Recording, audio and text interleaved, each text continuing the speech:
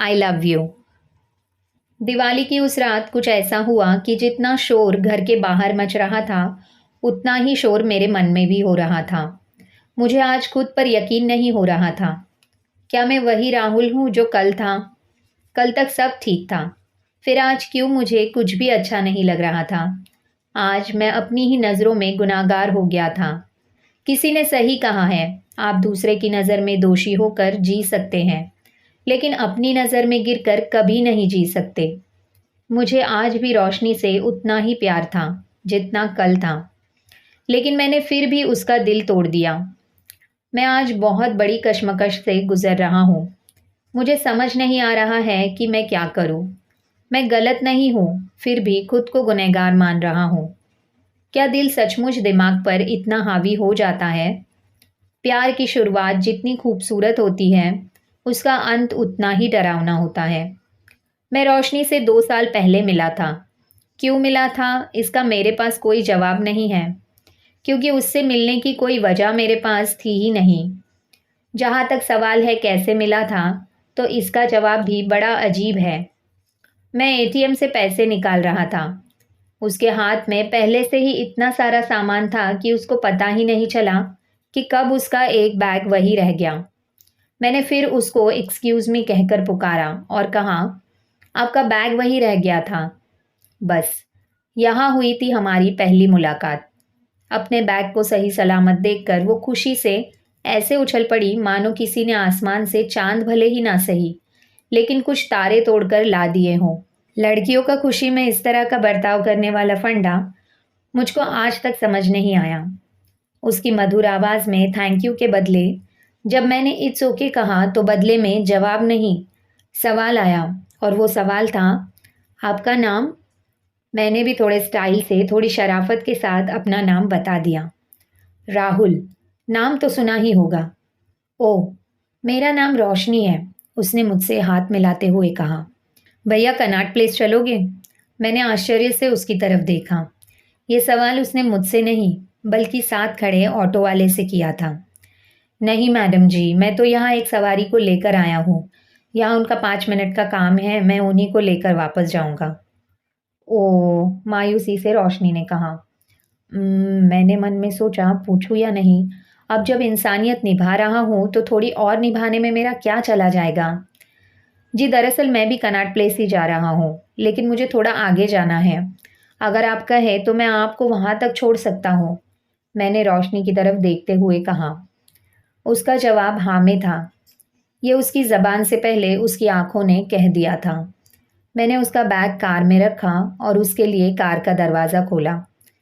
रास्ते में हमने एक दूसरे से काफ़ी बातचीत की। क्या आप यही दिल्ली से हैं? मैंने रोशनी से पूछा।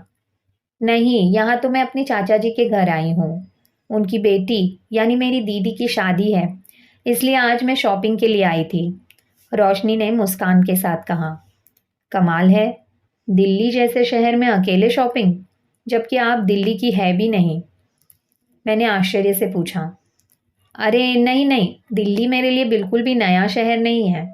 मैं दिल्ली कई बार आ चुकी हूँ। मेरी स्कूल की छुट्टियों से लेकर कॉलेज की छुट्टियाँ यहीं बीती है। इसलिए ना दिल्ली मेरे लिए नया है और ना मैं दिल्ली के लिए। मैंने और रोशनी ने कार में बहुत सारी बातें की। वैसे मुझसे ज़्यादा उसने बातें की। बोलना भी उसकी हॉबी में शामिल है। ये उसके बिना बताए ही मुझे पता चल गया था। उसके साथ बात करते करते पता ही नहीं चला कि कब कनॉट प्लेस आ गया।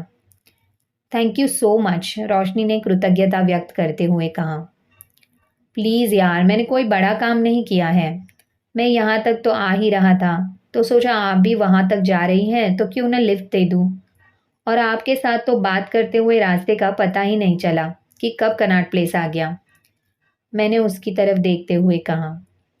चलिए, मुझे भी दिल्ली में एक दोस्त मिला, रोशनी ने कहा।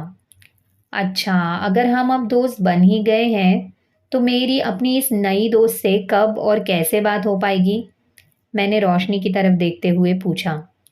वो कुछ देर के लिए शांत हो गई। उसने फिर कहा, अच्छा आप मुझे अपना नंबर दे दो, मैं आपको फ़ोन करूँगी। मैंने उसे अपना नंबर दे दिया।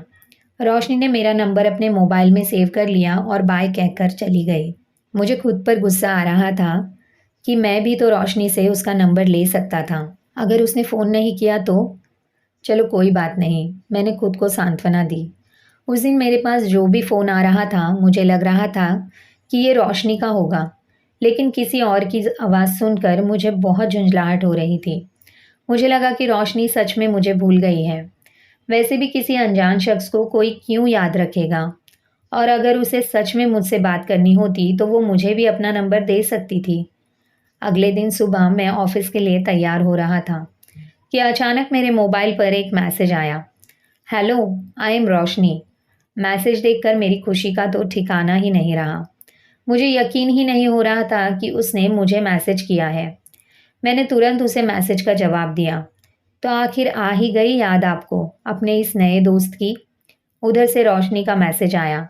सॉरी, दरअसल कल मैं काम में बहुत बिजी थी और जब फ्री हुई तो बहुत देर हो चुकी थी, तो सोचा इस वक्त फ़ोन या मैसेज करना ठीक नहीं है। मैंने रोशनी को मैसेज किया। दोस्तों को कभी भी डिस्टर्ब किया जा सकता है। रोशनी का जवाब आया। ओह, अब याद रहेगा। बस यहीं से शुरू हुआ हमारी बातों का सिलसिला।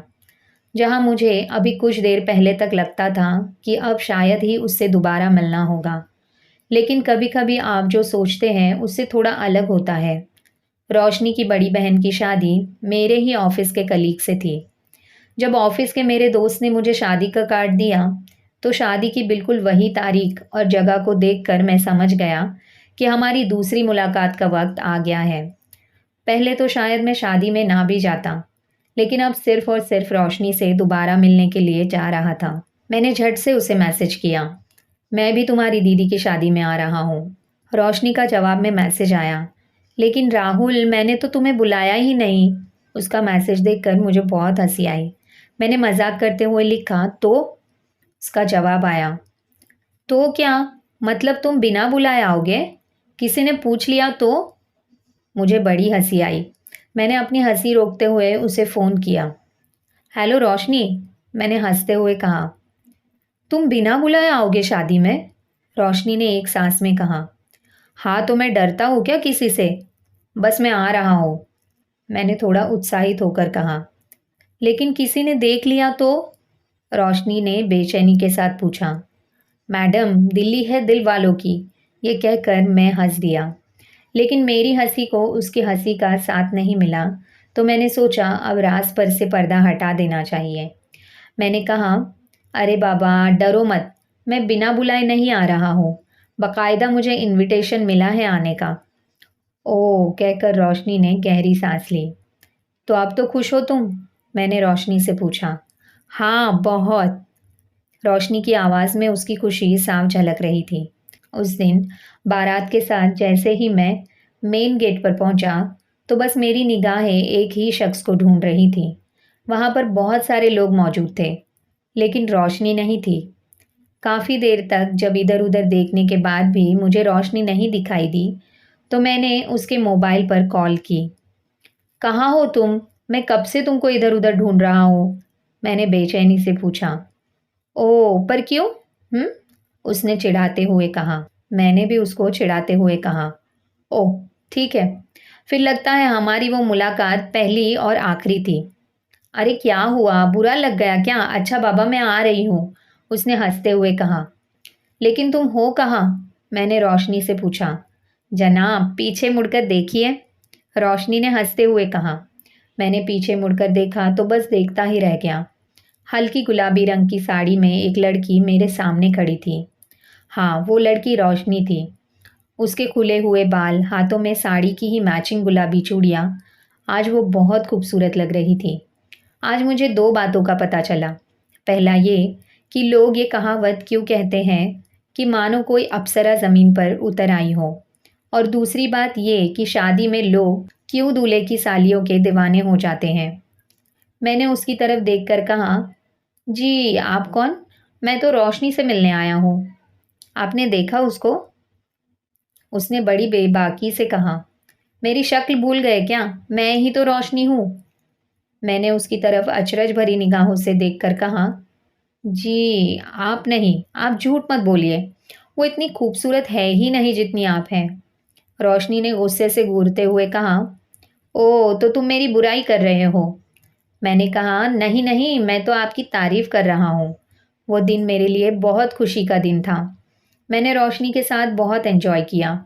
उसने मुझे अपने मम्मी पापा और भाई बहन से मिलवाया। पूरी शादी में हम दोनों साथ साथ ही रहे। जाते जाते वो मुझे बाहर तक छोड़ने आई। मैंने रोशनी की तरफ देखते हुए कहा, अच्छा सुनो, मैं उस वक्त मजाक कर रहा था। तुम जितनी मुझे आज अच्छी लगी हो ना, उतनी ही अच्छी तुम मुझे उस दिन भी लगी थी, जब हम पहली बार मिले थे। ये सुनकर वो शर्मा गई। अब हम दोनों घंटों फ़ोन पर बातें करते। वो अपनी शरारत भरी बातों से मुझे हंसाती और कभी चिढ़ा दिया करती थी। मैं कभी बहुत तेज़ हंसता तो कभी कभी मजाक में गुस्सा कर दिया करता। हम दोनों के मन में एक दूसरे के लिए इज्जत और दिल में प्यार था, जिसकी वजह से हम दोनों बिना एक दूसरे से सवाल किए बात करते थे। कुछ चीज़ों के लिए कभी कभी शब्दों की ज़रूरत नहीं पड़ती, आपकी निगाहें ही आपके दिल का हाल बयां कर देती है। फिर भी वो 3 शब्द कहने से मेरा दिल डरता है। अब मुझे रोमांटिक फ़िल्में देखना अच्छा लगता है। उन फ़िल्मों को देखकर मुझे ऐसा नहीं लगता था कि क्या बेवकूफ़ी है। ज़हन में रोशनी का नाम आते ही चेहरा एक मुस्कान अपने आप ओढ़ लेता था और बहुत अजीब भी लगता था जब कोई अनजान शख्स मुझे इस तरह मुस्कुराता देख पागल समझता था। अपनी मुस्कान को रोकने की जगह मैं उस जगह से उठ जाना ज़्यादा अच्छा समझता था। Hi good morning.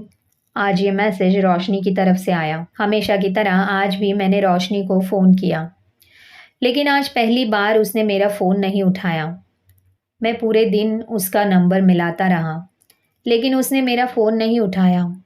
आज दिवाली है और रोशनी मुझे ज़रूर फ़ोन करेगी, लेकिन आज भी जब उसका कोई फ़ोन नहीं आया तो मैंने उसको फिर फ़ोन किया। आज रोशनी ने फ़ोन उठा लिया। कहाँ हो रोशनी? कल से मैं तुम्हें फ़ोन कर रहा हूँ, लेकिन तुम फ़ोन ही नहीं उठा रही थी। मैंने गुस्से में रोशनी से कहा। ये सब परवाह किस लिए राहुल? रोशनी ने रोते हुए पूछा। परवाह? क्या हो गया है तुम्हें? सब ठीक तो है ना?